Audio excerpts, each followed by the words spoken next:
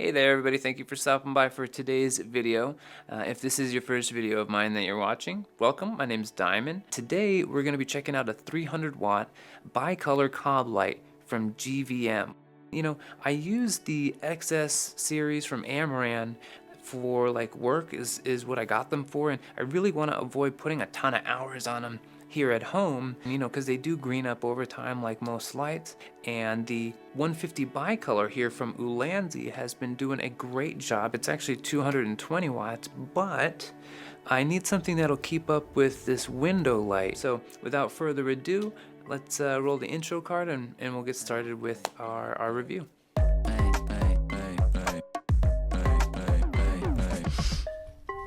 Okay, so let's check out what comes in the case, which, by the way, off to a really great start that they have a case, right? A lot of their pro lights do, but the 300 watt is the studio light, and I like that it comes with the case, and it has these straps. I don't know how many times I've had this entire pouch on other lights just completely dump out, or if you're on a table, all over the floor.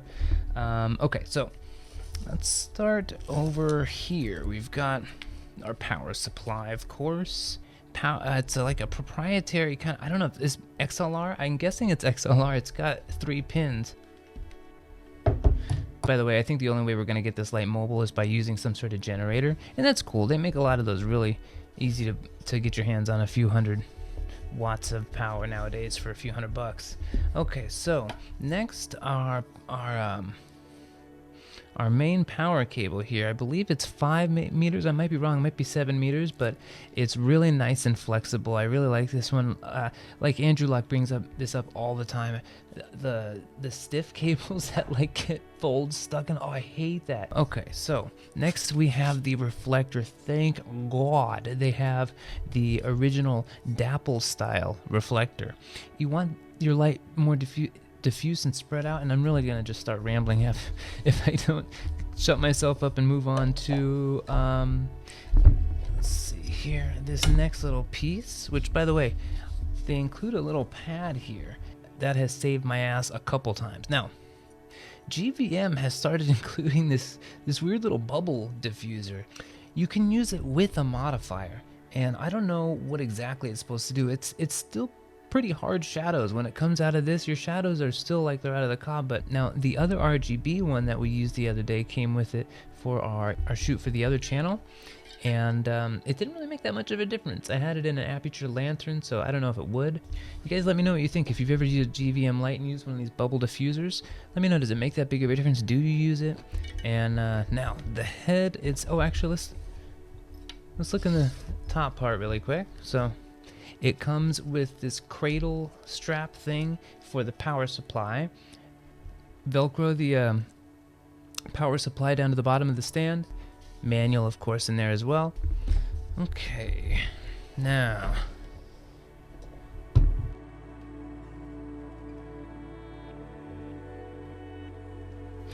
so I love this thing. It's a little bit sturdier than the 150. Also, they did, you know, the dappling on the reflector. They used that as like the design aesthetic on the side of it, so it's not as reflective, even though it kind of is. But most of it's plastic. We've got metal here on the fan. Obviously, the heat sink on the inside, you can see the metal.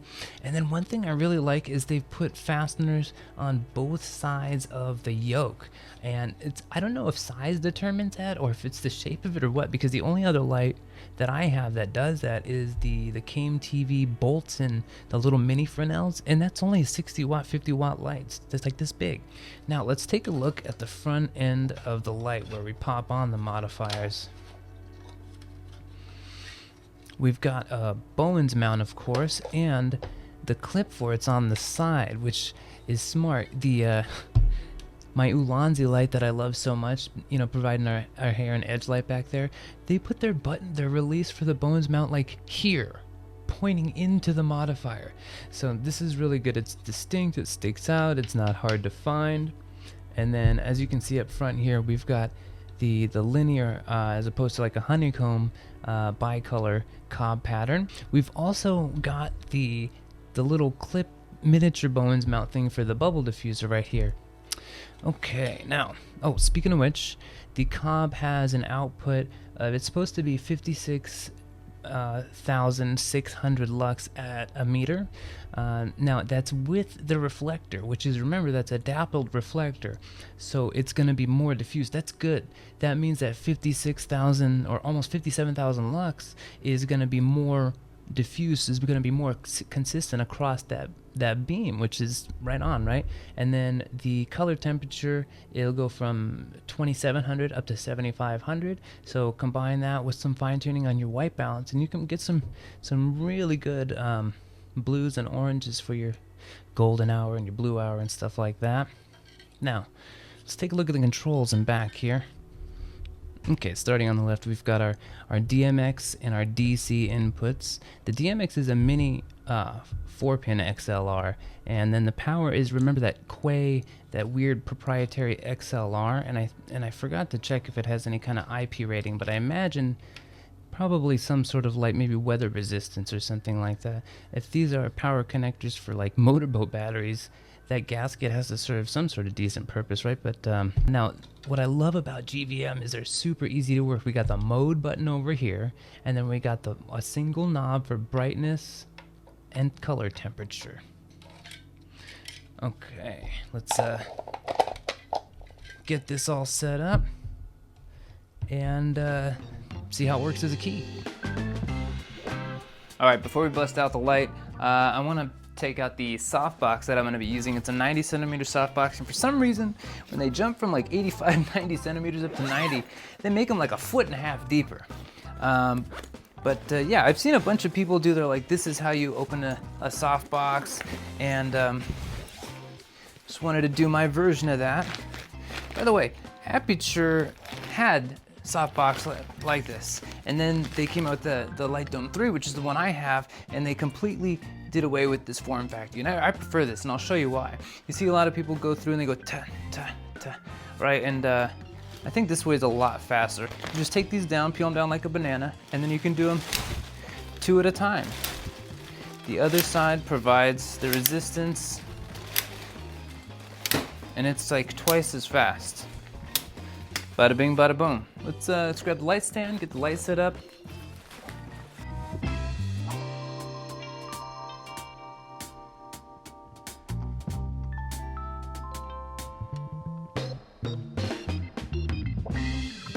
Okay, now that we got it set up, this light dome came separately, and just want to do a brief kind of review of it, a couple notes. One, a lot easier to set up. I don't know why they changed the form factor on the light dome, but the Aputure Light Dome 3 is a little bit harder on the fingies, and it's just a little bit more awkward to set up and break down. I know that it breaks down flatter and you can store it flatter, but I honestly would have rather dealt with the tube form factor just because the simple ease of use or whatnot. Now, I also, and tell me if you guys have experienced this, but I also noticed that it's a lot more secure.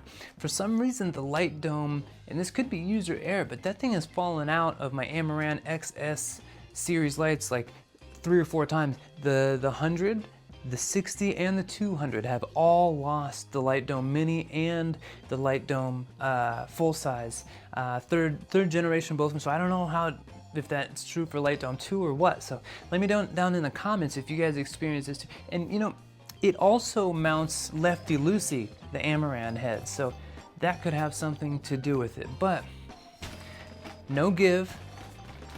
If you notice, it's staying exactly where it is. The only give is kind of here, and it wobbles a little bit, but only while you're moving. It goes right back, so totally secure, totally satisfied. Let's change our shot up so we can see how it does as a key.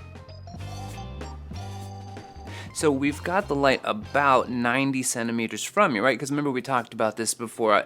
We have about 90 centimeters of coverage on me, and we want to think of the width of our source as kind of like the other side of a cube, where the width is also going to be how much coverage we want of our subject, as well as the distance from our subject for optimum softness. This isn't a hard, fast rule, but it's definitely, I would say, optimal, and shower shout out Crimson Engine for that. So we've got our camera at ISO 125, and we're staying at I've got the false colors up. We look good there, and we're at 34% to stay at about just under 90 on our false colors here. Now, something I noticed about GVM lights is they all tend to run a bit warm, maybe about 1,000 degrees warm, and this light included. So if you take a look at 6500, this actually, you start to see, oh yeah, that does look like it's a little bit closer to true white. And then I think next what I want to do is let's take it down to 3200 degrees. And you guys tell me if you notice any change in brightness. I'll be looking on the false colors, so I'll see any significant change of brightness for sure. And let's see how faithful it is to that constant or whatever. Yeah, I didn't see any jump in brightness in the scope or the false colors or anything like that. Now let's take the camera white balance up to down to 3200 before we move forward. Okay, now we're at 32 on the camera, and I think it shows even maybe a little bit warmer than it did at 56K, so you can kind of see what I'm talking about. But thankfully, I'm not seeing a bunch of green magenta shift, which is usually good. Well, it may be good. I haven't used it a ton of times, and usually they green up over time. So it's usually a decent sign when a light shows up brand new with a little magenta, but we'll see how it does over time. This app, by the way, is super easy to work with this light, super simple to pair it, so kudos GVM on the app. Okay, now the main reason I got this light, let's start to open up these blinds, and I'll grab an ND filter and see how we fare with this key light. Okay, so we've got the head maxed out at 100%, and we do have it at 3200 degrees. It's actually a lot warmer at this end. Had to bring the white balance down to 3000 in order just to get it to look like this, and you can see the definitely the bulb, that 3000 degree bulb is looking like white. It is nice to know though that this edge light can keep up. It's maxed out at 100%, but definitely is given an appropriate edge for this luminance. And take a look at the window. It looks great. It is a little bit bright in the end. I had to bump the camera ISO up to 400, and so I mean it's not absolutely perfect, but I think it's pretty good. So I'm excited at the possibilities, and yeah, let me wrap up this shot so I can close my mini blinds and stop blaring this giant light into all my neighbor's yard in the middle of the day. I probably look like a crazy person.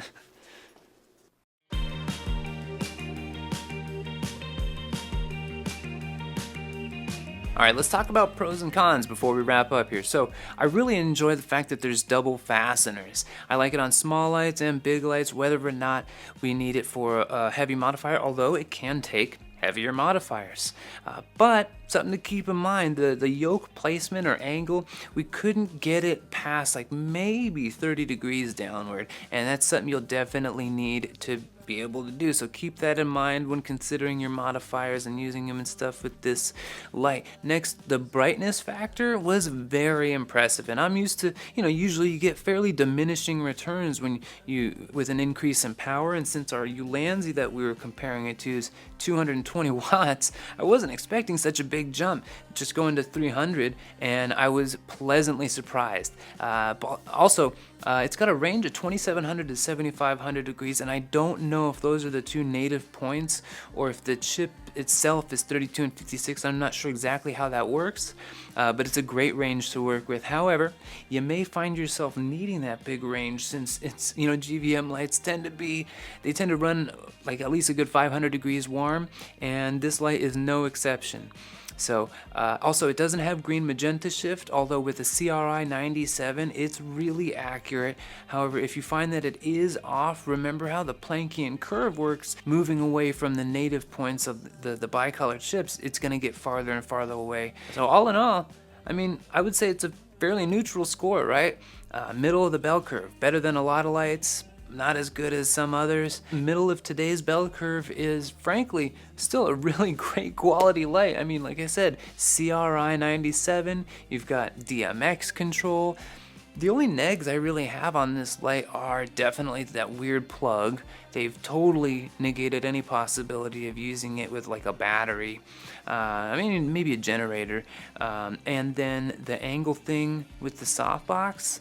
But both definitely for my use cases and the price point, not deal breakers. And like I said, there's a workaround for both of them. So if you're looking for a bicolor light and the 300 watt range and you got a budget of $300 or less, this is definitely highly recommended. And you know what? I bought mine on Amazon and I think I paid less, maybe $200 including shipping. I think it's $219 on Amazon right now. So highly recommend, like I said. All right, everybody, thank you so much for stopping by for today's video. That's going to wrap up everything for today. I certainly had a really good time, but I'm a big lighting nerd, so I could be a bit biased. If you did get some value out of today's video, I think there's a like button or share button somewhere around here, I think. But on the next video, I had another shoot, like some talking head and interview shoot on another channel. And I took the advantage to shoot some BTS and some other footage. So it's kind of like practice techniques, cinematography, lighting, that type of thing. So that should be really fun. You know, maybe subscribe, maybe hit the bell icon so you don't miss it type of thing. No pressure, just saying. But yeah, if you're into making videos, if you're into watching videos about making videos, then I dare say you found your clan. It was great to see you. It's always good to have you. And we'll catch you next time right here at the Diamond Mine. Peace.